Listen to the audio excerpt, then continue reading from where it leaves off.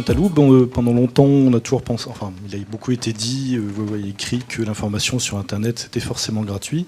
Alors, Mediapart est justement en rupture avec ce modèle-là. Alors pourquoi? Comment ça fonctionne?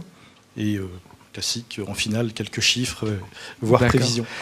Donc, une partie de ce que je vais dire recoupe ce qu'a évoqué Laurent dans l'analyse du paysage médiatique avant le lancement de Rue 89 et de Mediapart.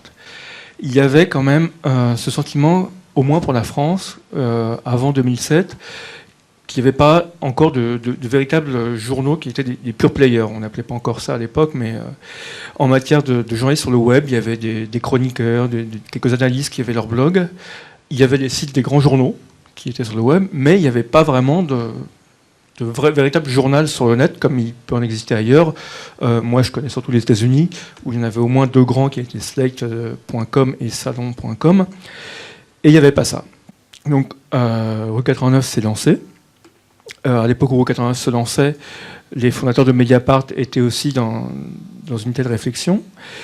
Et on a en quelque sorte suivi l'analyse et la réponse qu'a fait Rue 89, qui était de faire du vrai journalisme sur le web, c'est-à-dire du journalisme qui va recueillir ses propres informations, les vérifier, les mettre en forme et les communiquer au lecteur, et pas uniquement du jus de crâne ou de la chronique culturelle, de faire de l'investigation, du reportage, toutes ces choses-là. Donc ça, c'était l'analyse. Après, effectivement, on était dans un contexte, pour aller un peu sur le modèle, où il n'y avait que du gratuit, essentiellement. Et là, je ne parle pas uniquement en France, je parle de manière générale. Dans le monde, il y avait très très peu de journaux qui faisaient payer leurs lecteurs, à l'exception de quelques lettres professionnelles ou des lettres confidentielles. Et d'ailleurs, c'est ton collègue et par ailleurs ami Pascal Richer qui avait une très belle expression qui disait l'ADN du net, c'est le gratuit. Donc effectivement, à partir du moment où on fait cette analyse-là, il reste la publicité ou les revenus complémentaires. Pour un certain nombre de raisons, Mediapart a choisi au contraire de se lancer sur le payant. Une de ces raisons était de ne pas s'encombrer avec une régie publicitaire, de rester, ce qui est notre sentiment, un peu plus indépendant, en n'ayant ni à répondre à la publicité, ni à répondre à ce qui peut découler d'éventuelles prestations extérieures. Donc il a été choisi assez rapidement de rendre le site payant. Aussi parce que Mediapart voulait se lancer, non pas prendre le modèle traditionnel de la start-up qui est de démarrer petit et de faire boule de neige, à la fois en matière financière mais aussi en matière de personnel, de grossir. Mediapart a voulu d'emblée se lancer, faire un splash, de se lancer avec une équipe de 25 journalistes, recrutés tous avec pour certains 2-3 ans d'expérience, mais pour une grande majorité au moins 10 années d'expérience dans le métier, voire 30 ans d'expérience pour certains. Donc ces journalistes-là, il fallait aussi les payer, il n'était pas question qu'ils travaillent pour une bouchée de pain. Donc il fallait beaucoup d'argent dès le départ, et donc cette idée, ça a été le payant. Et en même temps que le payant, il y avait cette réflexion sur le rapport au lecteur. De la même manière que Rue 89, Mediapart a voulu, en quelque sorte, faire descendre le journaliste de son piédestal. Je pense qu'une des raisons de la crise de la presse depuis 10-20 ans, c'est aussi cette perception que les journalistes sont un piédestal et livrent la bonne parole au peuple. Et donc voilà, c'était quelque chose qui ne nous plaisait pas du tout. Donc on a voulu tisser cette relation par l'intermédiaire des commentaires, comme l'a dit Laurent, mais aussi à Mediapart, on a été un peu plus loin, c'est-à-dire qu'on a créé ce qu'on appelle un club. Et le mot veut finalement bien dire ce qu'il veut dire.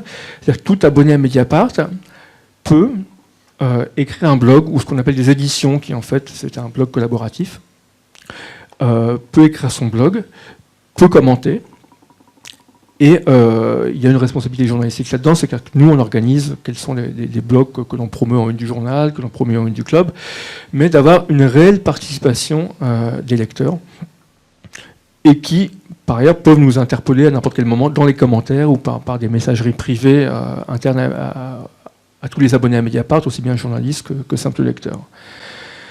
Donc voilà, c'était un peu le préalable au lancement, cette analyse et le fait qu'il fallait tisser un lien différent avec le lectorat.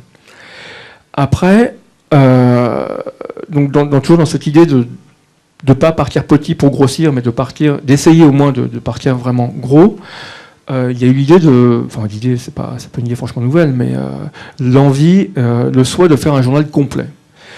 L'accent a été mis par les fondateurs sur l'investigation judiciaire, l'enquête économique et politique, mais ils n'ont pas voulu se contenter de ça. Donc on a créé aussi des rubriques, même si on n'a pas ce terme de rubrique, on parle plutôt de pôle ou de centre d'intérêt, sur la culture, sur l'actualité internationale, sur la société. Il y avait cette idée véritablement de faire un journal complet.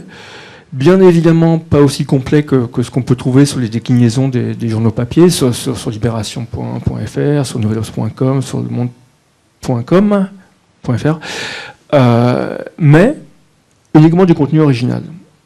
La question s'est posée d'ailleurs vraiment au tout début, avant le lancement de Mediapart, est-ce qu'on s'abonne à l'AFP ?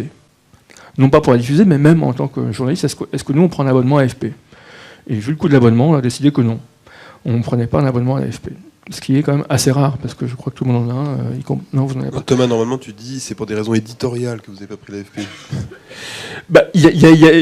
Non, la question s'est posée, oui, effectivement. Est-ce qu'en prenant l'AFP aussi, est-ce qu'on ne va pas devenir suiviste de l'agenda de l'AFP ?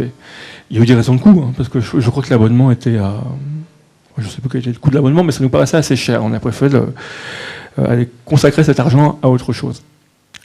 Et du coup, n'ayant pas l'AFP, décidant de ne pas republier des dépêches AFP, on n'a produit que du contenu original à base d'enquêtes, de reportages de terrain. Donc voilà, c'est le deuxième axe, je pense, qui nous a un peu singularisé. Et je crois que j'ai un peu fait le tour du modèle. Je réfléchis s'il y a quelque chose qui manque. Donc la répartition actuelle, je pense que 100% des revenus, c'est peut-être pas 100%, c'est peut-être 95% des revenus proviennent des abonnés. Il n'y a aucune publicité. Quand je dis que je suis pas sûr que c'est 100%, c'est parce qu'il se trouve que nous avons des chroniques économiques sur le site orange.fr qui sont payantes. On a quelques chroniques et occasionnellement des articles qu'on vend sous forme de pige à Marianne. Mais c'est pour ainsi dire tout. Donc tous les revenus de Mediapart proviennent des abonnés. On en a aujourd'hui 47 000. Nous ne sommes pas encore à l'équilibre, mais on s'en rapproche. Nous avons même, à la fin de l'année, été à l'équilibre en mois courant, surtout moi. On a bon espoir d'être à l'équilibre en courant 2011, plutôt même dans le premier semestre 2011. Le point d'équilibre en nombre d'abonnés, c'est 55 000 à peu près. Donc là, on en a 47 000. Avec, j'imagine qu'on en parlera plus tard, mais une très forte croissance dans la deuxième moitié de l'année 2010, puisque là, j'anticipe peut-être un peu sur la suite du débat, mais disons que ce pari éditorial de produire du contenu original, de faire appel à des journalistes expérimentés, finalement, c'est ce qui nous a permis d'obtenir l'affaire Bettencourt, qui, pour le coup, a été un véritable accélérateur pour nous en termes de notoriété, mais également en termes d'abonnés, puisque là, je ne travaille pas non plus un secret industriel, mais entre la publication des premiers articles sur l'affaire Bettencourt au mois de juin, et aujourd'hui, on a plus que doublé notre nombre d'abonnés.